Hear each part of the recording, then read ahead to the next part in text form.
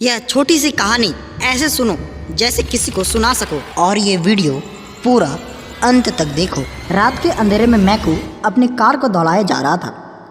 मैकू को खुद कार चलाना और दूर दूर की यात्राएं करना बहुत ही पसंद था। मैकू की बगल वाली सीट पर उसका दोस्त रमेश बैठा था। वे दोनों मुंबई से महर भगवती के दर्शन के लिए जा रहे थे। मैकू के माता पिता ने लाख समझाया था कि बेटे इतनी लंबी दूरी तुम लोग ट्रेन से सफ़र करो, पर मैकू माना नहीं और अपने दोस्त के साथ कार से ही हो लिया। रात के करीब 2 बजे होंगे। कार सड़क पर भागी जा रही थी। रह रह कर इक्के दुक्के ट्रक भी गुजर जाते थे। अचानक कार में मुझे कुछ गड़बड़ी मालूम हुई और मैकू ने सड़क किनारे कार रोक दी। मैकू कार से नीचे उतर कर बोनट खोला और जांच पड़ताल करने लगा। उसका दोस्त रमेश कार में ही बैठा रहा था। काफ़ी कुछ इधर उधर करने के बाद मैकू ने रमेश से कार को चालू करने के लिए कहा, पर यह क्या, रमेश तो बार बार चाबियां घुमा रहा था, पर अब कार स्टार्ट होने का नाम ही नहीं ले रही थी। इतनी रात को वे दोनों क्या करे, कुछ समझ में नहीं आ रहा था। अचानक रमेश के दिमाग में एक ख्याल आया। वह सड़क पर खड़े होकर इक्की दुक्की आने वाले जाने वाली गाड़ियों के लिए हाथ से इशारा करने लगा, पर कोई गाड़ी रुकने को तैयार नहीं थी। ऐसा भी हो सकता था कि रात का समय और सुनसान इलाका होने के कारण कोई रिस्क ना लेना चाहता हो, क्योंकि हाईवे आदि पर रात को लूटपाट आम बात थी। अचानक उन्हें एक कार उनके पास आकर रुकती हुई दिखाई दी। बाबा आदम के समय की कार लग रही थी, या यूँ कहें जैसे किसी राजा महाराजा की कार हो। कार के रुकते ही मैकू भाग कर उस कार के पास गया। उस कार में ड्राइवर के अलावा 3 लोग और बैठे थे। इन 3 में से एक महिला और एक किशोरी थी। मैकू ने कार में बैठे लोगों से कहना शुरू किया कि मेरी कार खराब हो गई है, कहीं अगर आसपास में कोई बस्ती हो या गैराज हो तो वहां तक उसे पहुंचा दिया जाए। उसकी बात को सुनते ही उस कार का ड्राइवर नीचे उतरा और अपने कार की डिक्की में से एक पतला वायर निकाला। मैकू कुछ समझ पाता तब तक वह ड्राइवर अपनी कार से मैकू की कार को बांध दिया। कार को बांधने के बाद उस ड्राइवर ने इशारे से मैकू को अपनी स्टीयरिंग सीट पर बैठने का इशारा किया। मैकू के स्टीयरिंग पर बैठते ही रमेश भी मैकू के बगल वाली सीट पर बैठ गया। अब उनकी कार को खींचते हुए एक पुरानी कार एक कच्चे रास्ते से लेकर आगे बढ़ने लगी। मैकू और रमेश निश्चिंत लग रहे थे।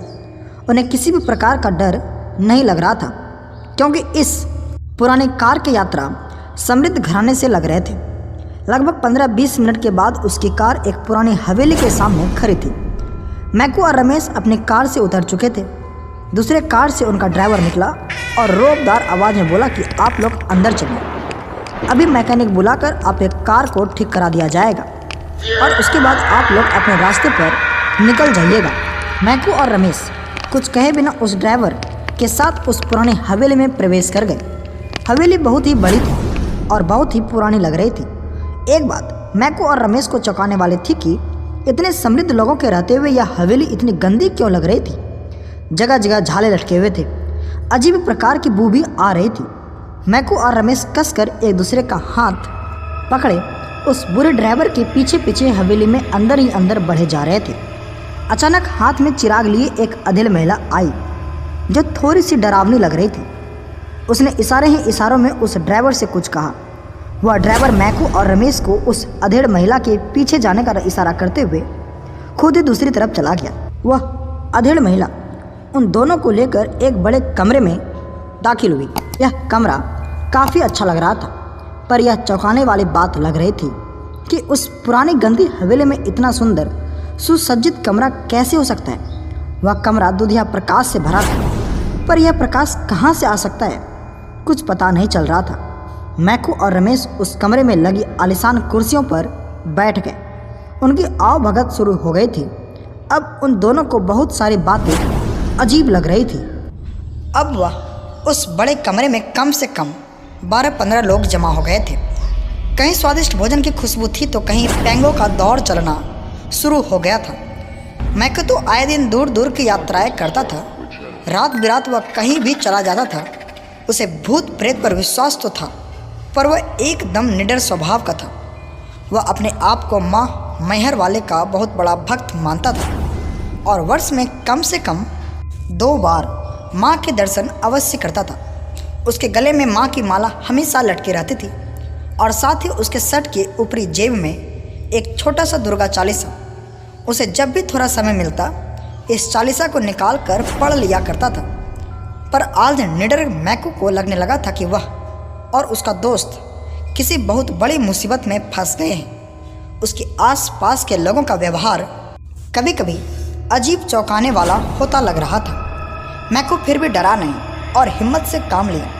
उसने अपने दोस्त को उठने का इशारा किया और पास में लगे एक सोफे पर बैठने का इशारा किया और इशारे में यह भी कहा कि तुम कस कर मेरा हाथ पकड़े रहना और डरना तो बिल्कुल नहीं।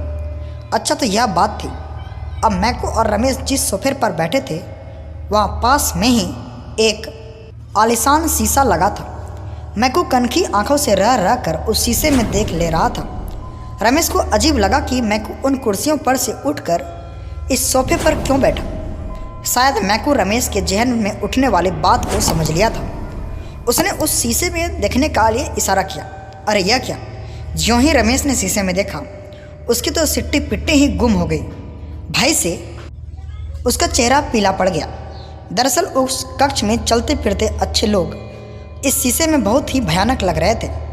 इतना भयानक कि रमेश का कलेजा उसके मुंह में आ गया। वह पसीने से पूरी तरह भीग गया। शीशे में उसने यह भी देखा कि यह लोग जो पानी या मदिरा पी रहे हैं वह खून जैसा लग रहा है। यह लोग जो खा रहे हैं वह किसी भी मांस या हड्डियां लग रही है। वह तो अब पूरी तरह से परेशान था क्योंकि उसे लग रहा था कि अब उन दोनों का बचना असंभव है। अभी वे आपस में कुछ बात कर पाते तभी एक बूढ़ा बड़ी बड़ी मूँछों वाला उसके पास उपस्थित हुआ। वह लोई ओढ़े हुए था। उसके पीछे पीछे 2-3 सेवक टाइप के लोग थे।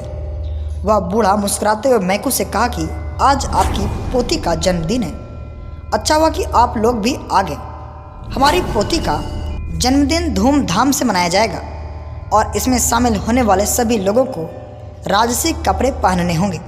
अस्तु, आप लोगों से गुजारिश है कि पास के कमरे में जाकर अपने पहनावे बदल लें। यह बात कहते हुए बूढ़ा बार बार मैकू के गले में लटकती हुई माला को देख रहा था। उस माला की तरफ जब भी उसकी नज़र जाती वह थोड़ा भयभीत लगने लगता। अरे तभी अचानक एक खूबसूरत किशोरी वहाँ आ गई और उस बूढ़े की ओर देखते हुए देखकर बोली कि दादाजी, इस अवसर पर आप मुझे क्या उपहार देने वाले हैं? वह बूढ़ा हंसा और मैकू तथा रमेश की ओर देखते हुए बोला कि बेटी, तुझे मैं एक ऐसा उपहार दूंगा कि तू खुशी के मारे झूम जाएगी। इतना कहकर बूढ़े ने जोर का अट्टहास किया। ऐसा लगा कि उसकी अट्टहास में पूरी हवेली अट्टहास करने लगी। अब माहौल भी वही और भी डरावना होता जा रहा था। खैर मैकू ने अपना विवेक नहीं खोया और रमेश का हाथ पकड़कर पहनावा बदलने के लिए पास के बताए कमरे में तेजी से चला गया। कमरे में पहुंचकर जब रमेश डर के मारे अपने कपड़े उतारने लगा तो मैकू ने उसे रोका और कहा, बेवकूफ़ी मत कर, अपने कपड़े को पहन कर रख। और साथ ही उसने अपने जेब से दुर्गा चालीसा को निकाल कर रमेश की जेब में रख दिया और कहा, डर मत। देखा नहीं, मेरे गले की माला को देखकर वह बूढ़ा कैसे भयभीत लग रहा था। अब उन दोनों ने वहाँ रखे कीमती राजसी कपड़ों को अपने पहने हुए कपड़ों के ऊपर ही पहन लिए। कपड़े पहनने के बाद मैकू ने रमेश का हाथ कस कर पकड़ते हुए कहा कि तुम डरना मत, हम लोगों के साथ माँ मेहर वाली है और उनके रहते ये भूत प्रेत हम दोनों का कुछ भी नहीं बिगाड़ सकते। इसके बाद वे दोनों कमरे से निकलकर फिर उस बड़े कक्ष में आकर सोफे पर बैठ गए। देखते ही देखते पार्टी शुरू हो गई। उस बूढ़े की पोती किसी राजकुमारी से कम नहीं लग रही थी, पर उसी को शीशे में देखने पर वह एक महाकुरूप डरावनी साया के रूप में तब्दील हो जा रही थी। वह किशोरी प्रसन्न मन से मैकू के पास आई और उसके कंधे पर एक हाथ रख दी। अरे यह क्या! कंधे पर हाथ रखते ही ऐसा लगा जैसे कि उस किशोरी को 440 वोल्ट का करंट लगा हो। अभी कोई कुछ समझ पाता तब तक वह बहुत दूर जाकर गिर गई। अब तो वहाँ हड़कंप मच गया। मैकू सब समझ रहा था। उसे लगा कि यह जरूर उसके गले की माले की कारण हुआ है। उस किशोरी को दूर गिरते ही कई भूत प्रेत उसे उठाने में लग गए, जबकि वह बूढ़ा दौड़कर मैकू के पास आया और थोड़ा तेज आवाज़ पर डरते हुए बोला कि मैंने आपसे कहा था ना कि आप अपने कपड़े उतार कर हमारे यहाँ के कपड़े पहने। पर आपने नहीं माना। आप अपने गले में जो माला पहने हैं उसे भी हुए कहा कि वह किसी भी हालत में इस माले को नहीं उतारेगा। और इतना कहते हुए रमेश का हाथ और कस के पकड़ते हुए खड़ा हो गया। अब तो उस कमरे का हाल पूरी तरह से भयावह हो गया था। जो लोग सीधे साधे लग रहे थे अब वे भयानक हो गए थे। कुछ के तो बड़े बड़े दांत बाहर निकल आए थे, तो कुछ लोग अजीब हरकतें करते हुए मैकू और रमेश को डराने की कोशिश कर रहे थे, पर किसी की हिम्मत नहीं हो रही थी कि इन दोनों के पास आए। मैकू ने रमेश से कहा कि लगभग सुबह होने वाली है और सुबह होते ही यह भूतिया माया दूर हो जाएगी, इसलिए हम कुछ समय और निडरता के साथ इनका सामना करना है। इनके बाद वे दोनों फिर से वहीं सोफे पर बैठकर आंख बंद करके माँ मैहर वाली भगवती को गोहराने लगे। उनके अगल बगल में बहुत सारी आवाज़ें चीख पुकार आ रही थी, पर वे इन सब से बेखबर होकर बस माँ का नाम ही लिए जा रहे थे। सब कुछ समय बाद अचानक आवाज़ें आनी बंद हो गई। मैकू और रमेश ने अब अपनी आंखें खोल दी। अब वहाँ इन दोनों के अलावा कोई नहीं था। अरे हवेली भी तो नहीं थी। क्या ये दोनों सपना देख रहे थे?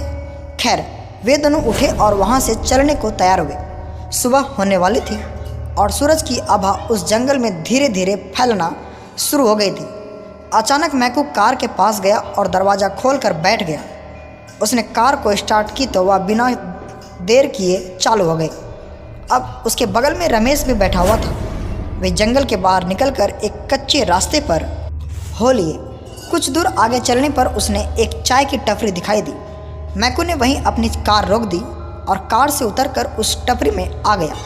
टपरी में आते ही दुकानदार थोड़ा डर से मैकू की तरफ देखकर बोला, साहब, आप लोग सुबह सुबह इस जंगल में से कहाँ से आ रहे हैं? कहीं आप लोग रात को तो ही नहीं? तो मैकू एक टूटी बेंच पर बैठते हुए अब तक की सारी घटना सुना दी। दुकानदार ने एक लंबी सांस लेकर कहा कि अच्छा हुआ कि आप लोग सही सलामत बच गए, नहीं तो कई सारे लोग इन भूतों के ऐसे शिकार हुए कि या तो वे पागल हो गए या किसी बड़ी बीमारी के शिकार। इसके बाद उस दुकानदार ने सहमते हुए अपनी आप बीती उनको सुना दी।